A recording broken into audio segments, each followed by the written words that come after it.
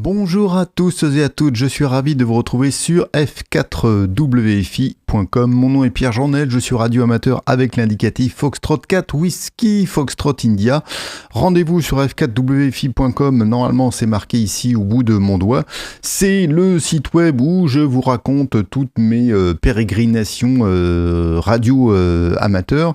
Il y a aussi bien sûr la chaîne YouTube que vous êtes en train de regarder actuellement, où j'ai régulièrement pas mal de commentaires, et aussi le compte instagram.com/f4wfi pour avoir toutes les informations. Et donc sur cette chaîne YouTube, depuis que j'ai commencé à chroniquer mes aventures POTA, en particulier en CW, j'ai eu régulièrement des questions sur comment je m'étais mis à la CW, etc. Donc je me suis dit, je vais faire une vidéo spécifiquement dédié à comment moi, ma petite personne, je me suis mis à la CW. Et la première difficulté que moi j'ai eue quand je me suis intéressé aux morses à la CW, c'est de faire le tri dans les 1001 méthodes que vous allez trouver si vous faites un coup de Google sur Internet. Donc j'étais un peu dérouté au début de ne pas trouver qu'il y avait une seule méthode royale, pour aller d'un point A à un point B. Et en fait, pour caricaturer un peu, à chaque fois que je posais la question à un OM, j'avais une réponse différente sur le chemin à parcourir. Donc, il faut poser des questions aux OM qui sont autour de vous, que vous connaissez, de votre radio club, etc.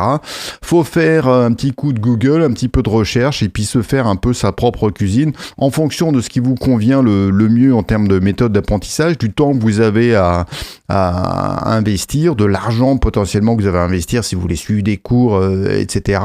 Et puis faire au mieux. Donc, avant que je vous parle vraiment spécifiquement des différents outils que moi j'ai utilisés, on va jeter un petit coup d'œil sur ce qui est ma vie de radio-amateur entre gros guillemets aujourd'hui. Ça, c'est mon profil sur le site pota.app, puisque c'est à peu près 99% de mon activité radio, c'est quand je fais du pota.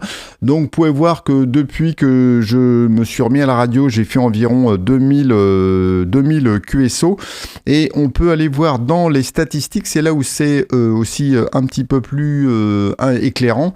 Voilà, sur les 2500 et quelques QSO, il y a eu 1395 QSO que j'ai fait en phonie, donc à peu près essentiellement en SSB, et puis 1048 en C-double. Et ça, c'est en gros depuis le mois de septembre dernier. Donc, juste pour indiquer que quand on tombe dans la C-double, en général, on y tombe assez profondément. Et mes dernières sorties radio avec le matos que j'utilise actuellement, voilà, qui est celui-là, donc ma petite chouchou, la radio Elecraft KH1 qui tient dans la poche. Et je vous ai mis pour référence ici mon Yaesu FT5D. On est presque, si j'enlève ma binette, là, on est presque sur la même taille. Bon, quand même, la KH1 est un peu plus grosse, mais pas de beaucoup, en fait. Et du coup, avec ce matos ultra portable, je fais des activations POTA un peu à tort et à travers, et ça c'est bien pratique. Donc et ce qui est important, ce que je voulais aussi vous mentionner, c'est que j'ai commencé à me mettre à la pratique, à l'apprentissage de la C-double à peu près sérieusement on va dire en début juillet, quelque chose comme ça, et c'est presque 2 mois plus tard, à peine 2-3 mois plus tard, que j'ai fait mon premier QSO. En C-double, j'entends, et j'en étais tellement content que j'ai fait un article évidemment sur f4wfi.com pour documenter tout ça. Et j'étais à ce moment-là chez moi avec mon Xiegu G90, avec cette clé Putikeg là que vous voyez ici, acheté 60 balles là sur Amazon, et avec la NFED Half-Wave déroulée le long de la façade chez moi à Samandé. Donc rien de très sioux. Et je suis allé voir sur la page POTA quels étaient les gens qui étaient en activité, et je suis tombé sur cette fréquence. C'était sur quelle fréquence ? Il n'y a pas la fréquence qui est indiquée là, c'était sur 20 mètres, voilà. Et donc il y avait cet OM IU0ITX/portable, donc il était en portable, qui a fini par répondre à mon appel, ou plutôt qui a fini par répéter suffisamment de fois son indicatif pour que je le décode correctement, pour que je lui renvoie, et puis pour qu'on confirme le QSO. Donc, et quelques semaines plus tard, j'ai eu le plaisir de recevoir une véritable QSL papier. Donc, je vous raconte cette histoire pour vous dire que faut pas attendre non plus des années, des mois et des mois pour passer sur l'onde. Là, j'étais vraiment pas super affûté quand j'ai fait ce QSO, mais j'avais l'impression que j'avais découvert l'Amérique quand j'ai eu la confirmation du QSO, que je suis arrivé à répéter l'indicatif, que j'ai reconnu le mien, etc. Donc voilà, l'espoir, c'est pas mal de boulot, hein. Honnêtement, la clé, et c'est le truc que je vais répéter, que j'ai dit beaucoup de fois déjà dans les commentaires, c'est la clé pour se mettre à la CW, c'est de travailler un petit peu chaque jour régulièrement. Voilà, 15-30 minutes, c'est l'idéal. En tout cas, moi, c'est le régime que j'ai suivi pour arriver à faire un premier QSO au bout de 2 mois et demi, 3 mois. Alors, je transpirais, sang et eau, quand j'ai fait ce premier QSO. Mon niveau de stress était à 110%, mais je suis arrivé et ça a été confirmé. J'ai envoyé même un mail tout de suite après à l'OM qui m'a répondu, qui m'a dit mais qu'il était super content de faire d'être mon premier QSO en CW. Donc c'est aussi quelque chose que je voudrais dire. On a parfois un peu la peur de se mettre à la radio et puis d'être pourri. Alors oui, rassurez-vous, vous allez être pourri, comme moi j'étais pourri pour ce premier QSO, mais à l'autre bout, les OM sont ultra bienveillant en fait, et en l'occurrence cet OM là il a dû répéter, je me rappelle plus, je n'ai pas enregistré, Dieu merci, le QSO, mais il a dû répéter son indicatif, je sais pas, 5-10 fois jusqu'à ce que j'ai bien décodé chacune des lettres, et il n'y avait aucun problème par rapport à ça. Donc voilà, surtout n'ayez pas peur de passer sur les ondes assez rapidement, parce que c'est aussi comme ça qu'on apprend. J'y reviendrai un petit peu plus tard. Alors, dans le trick qu'il faut faire au niveau des méthodes, il y a une méthode que je vous déconseille absolument, c'est de vous imprimer la page du code Morse et puis de la prendre. Bon, alors A c'est point-tiret, W c'est point-tiret-tiret. J'ai même du mal à vous le dire comme ça, parce qu'en fait c'est pas comme ça que je l'ai appris. Ce qui est hyper important, c'est d'apprendre avec le son. Surtout, moi j'ai vu, quand j'ai fait mes recherches comme tout le monde, vous avez dû tomber sur des vidéos à apprendre le Morse en 10 minutes ou je sais pas quoi. Non, ça ne prendra pas 10 minutes, ça vous prendra peut-être 10 minutes, mais par jour et pendant 3 mois pour arriver à mémoriser ça. Donc, tout se passe au niveau de ce que vous avez de chaque côté de la tête, de vos oreilles. C'est là où ça se passe, et c'est oralement, c'est avec l'audio que vous allez avoir le déclic qui va se faire petit à petit. Donc il faut se concentrer sur le son de chaque lettre et puis commencer le plus vite possible avec une vitesse assez rapide en termes de lecture. Je vais essayer de vous faire écouter là tout à l'heure là, les outils que j'utilise pour vous montrer un peu à la vitesse à laquelle je travaille. Alors moi donc la première période, la première phase que je vous propose en fait de suivre, c'est d'abord de mémoriser, d'apprendre l'alphabet et puis les chiffres, et puis il y a quoi comme symbole? Il y a le slash, je crois que c'est à peu près tout.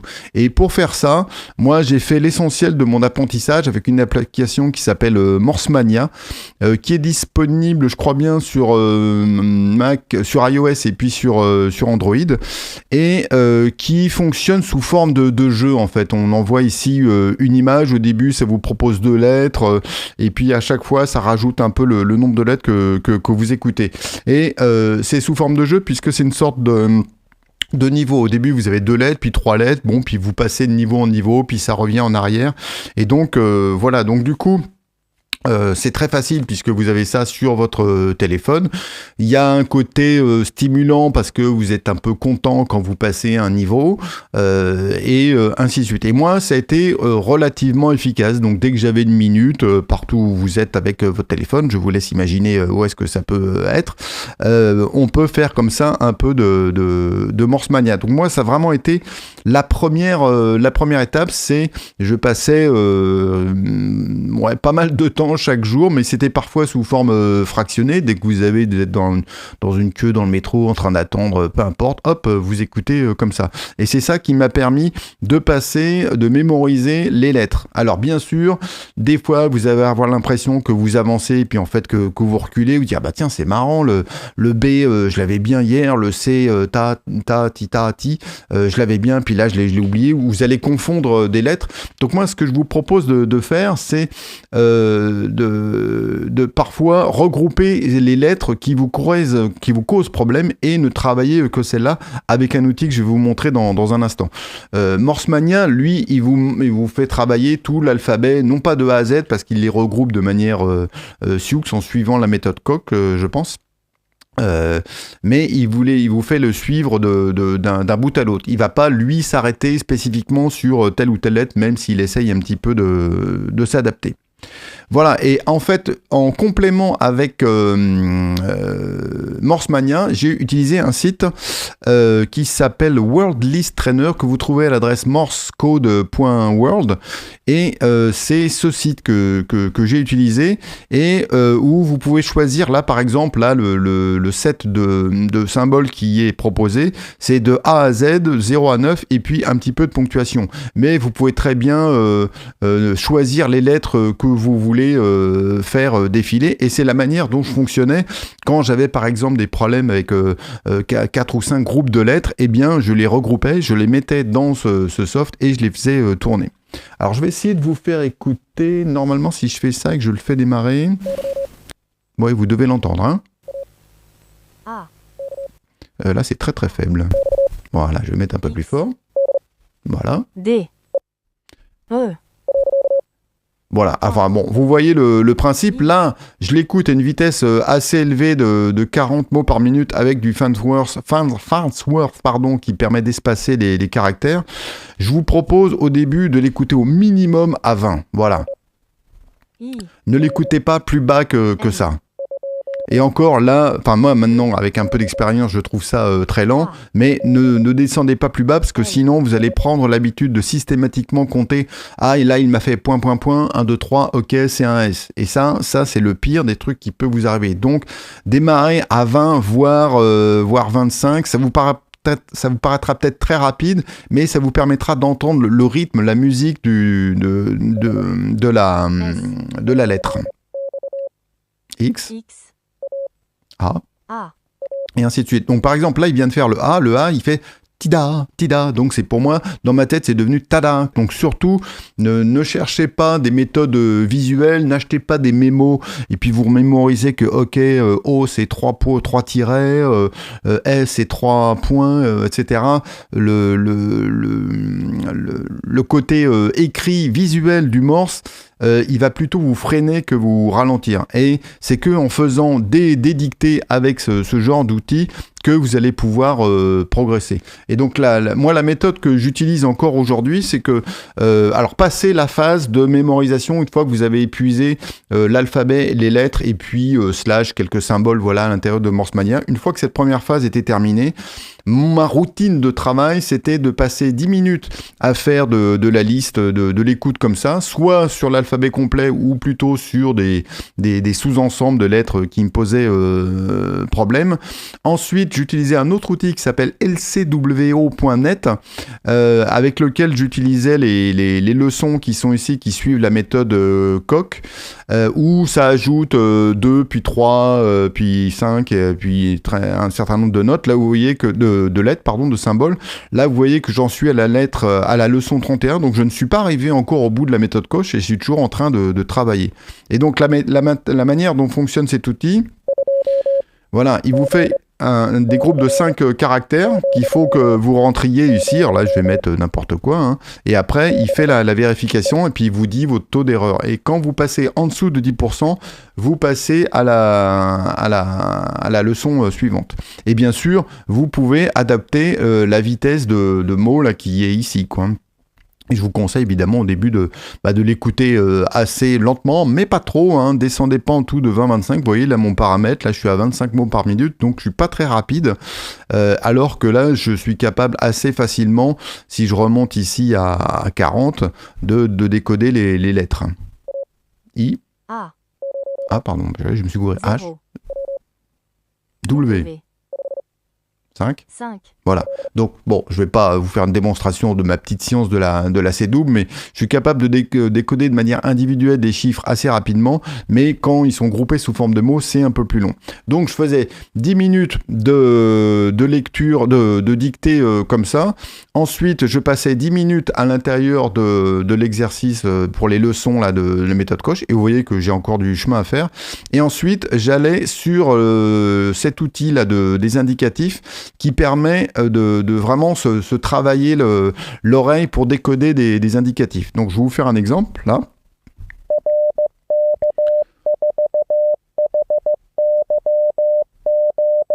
Alors là, j'ai pas du tout écouté, donc je vais être incapable de vous le décoder, mais ça vous fait un premier indicatif, vous le rentrez, ça vous dit si c'est réussi ou pas, et ainsi de suite, et plus vous avancez, plus ça va aller rapidement. Et c'est un exercice qui est excellent, puisque pour l'activité POTA, puisque c'est la principale difficulté de l'activité POTA, mais je dirais c'est la principale, et j'allais dire c'est presque la seule, puisque à partir du moment où vous maîtrisez un petit peu, que vous savez émettre votre indicatif, et vous savez décoder les chiffres, pour le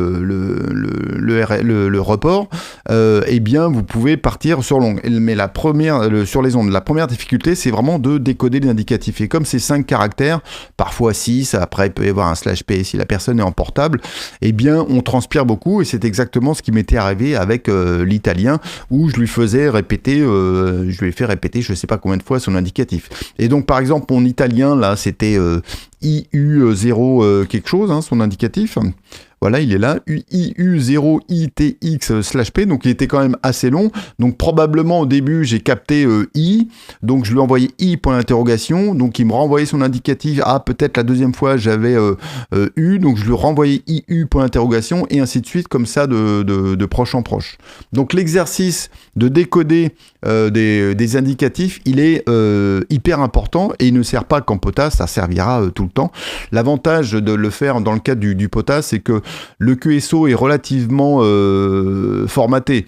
On décode l'indicatif, on renvoie l'indicatif de l'autre, on envoie le report, donc 599 si c'est très très bon, on reçoit le report dans l'autre sens, et on se dit merci, au revoir. Et puis si on fait le foufou, on dit good morning, good afternoon, etc. Et puis on peut potentiellement aller plus loin. Moi, c'est le plus loin où je ne suis pas encore actuellement. Donc je fais des QSO POTA qui sont relativement courts. Et c'est d'ailleurs le conseil que je donne, hein, c'est moi je me suis mis, je pense que j'ai fait des progrès avec la partie en C-double en faisant du POTA. Donc le décodage d'indicatif, c'est la première difficulté, et c'est pour ça que le lcwo.net, l'exercice que vous trouvez ici, il est très très bien, et voilà, vous prenez papier crayon et vous décodez, ça va aller de plus en plus vite, mais c'est ce qui va se passer aussi dans la vraie vie. Et ce qui est bien avec ce site web, c'est que vous pouvez aller dans l'accueil et voir vos statistiques. Donc par exemple, si je vous montre mes statistiques au niveau de la méthode Koch, bah, vous voyez que il a fallu que je suis passé jusqu'au 28 leçons assez rapidement, mais évidemment, plus ça avance, plus vous avez de lettres, donc du coup, plus ça devient difficile. Et après, pour reprogresser, pour passer à 29, 30, 31, il a fallu que j'adapte un petit peu, que j'espace en fait les caractères, quoi. Et pareil, je peux avoir mes statistiques sur le décodage d'indicatifs, voilà, qui est ici. Donc vous voyez que depuis que j'ai commencé, eh bien au début, ma vitesse de décodage moyenne était à 18 mots par minute, mais après, au fil du temps, là, je suis au mieux dans les 30 mots par minute. Alors, ce qui ne veut pas dire que je vais systématiquement avoir les indicatifs à 30 mots par minute quand un OM me répond à un appel POTA. Mais en général, aujourd'hui, au niveau où je suis, donc on va dire 7-8 mois après avoir commencé à faire de la C-double, ça me prend, on va dire, 2-3 essais pour décoder l'indicatif. Et si ça vous en prend 5, si ça vous en prend 10, c'est absolument pas grave. Le caractère le plus important que vous devez apprendre, c'est Titi titi, qui est point d'interrogation, puisque ça, vous allez le répéter sans arrêt. Et le dernier conseil aussi que je voulais vous donner, que j'ai lu, que j'ai entendu plusieurs fois sur des vidéos et qui me paraît très important, c'est que il faut, dès que vous vous sentez un petit peu prêt, dès que vous avez passé la première phase en fait, avec Morse Mania, que vous avez maîtrisé alphabet et puis les chiffres et puis le slash, allez on va dire, puis le point d'interrogation, vous pouvez aller chasser du POTA, voire faire votre première activation POTA. Ça c'est assez facile de le faire de cette manière-là. Et c'est important de se dire oui, je ne suis pas parfait en C-double, et je suis loin d'être parfait maintenant, quelques mois après avoir commencé comme ça, mais c'est aussi en étant sur les ondes que ça va fonctionner, parce que chez vous, avec ces outils comme ça, vous allez voir, vous allez être très très bon, tranquille, mais une fois que vous allez être sur l'air, curieusement, votre niveau de stress va augmenter, parce que vous êtes là dans votre tête, vous dites, oh là là, il y a un OM à l'autre bout, il est en train de me prendre pour un mongol, parce que j'arrive pas à décoder ce qu'il dit, etc. Non, les OM à l'autre bout ne se disent pas ça. Au contraire, ils sont très bienveillants, donc il n'y a aucun problème par rapport à ça. Et c'est vraiment le fait de passer sur les ondes qui va aussi vous faire progresser. Alors il faut les deux, il faut du travail à la maison avec les outils comme je vous ai montré, mais aussi faire de l'activation. Et ne pas se dire, bon, ok, faut que je fasse 6 mois tous les jours à travailler la C-double avant de même penser sortir avec ma petite radio, que ça soit une cache 1 de compète comme ça ou un G90 ou un matériel plus simple.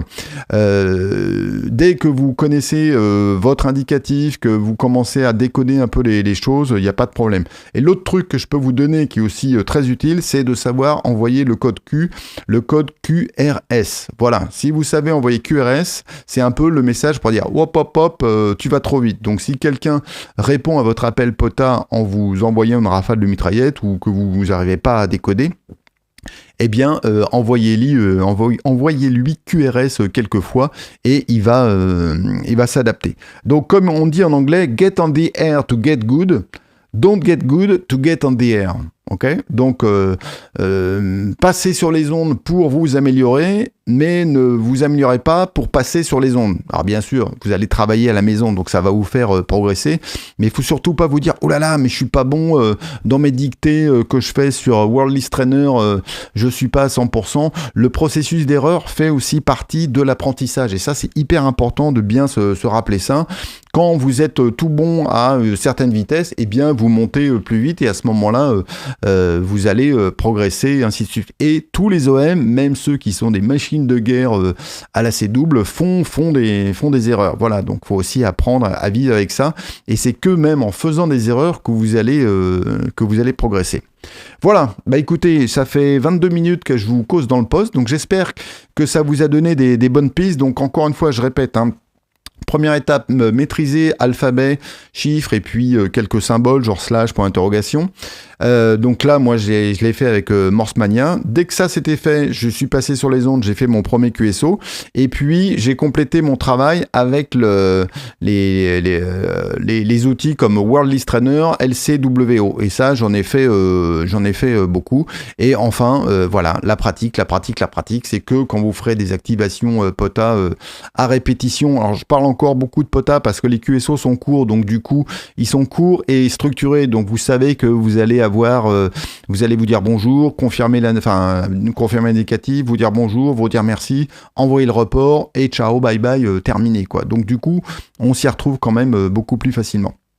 Voilà, où est-ce que j'en suis aujourd'hui? J'enregistre cette vidéo le 18 février 2026. Il me reste, pour moi, la prochaine étape, il me reste encore beaucoup de choses à faire parce que pour que ça soit encore plus fluide. Et le prochain objectif pour moi, ça serait ce qu'on appelle en anglais du rack chew, c'est-à-dire de la discussion. Donc là, c'est pas forcément dans un cadre strict du POTA ou du SOTA, mais franchement une discussion. Donc vous envoyez un CQ, un appel général, et vous discutez avec quelqu'un de manière quasi aussi naturel que si vous parliez dans votre langue.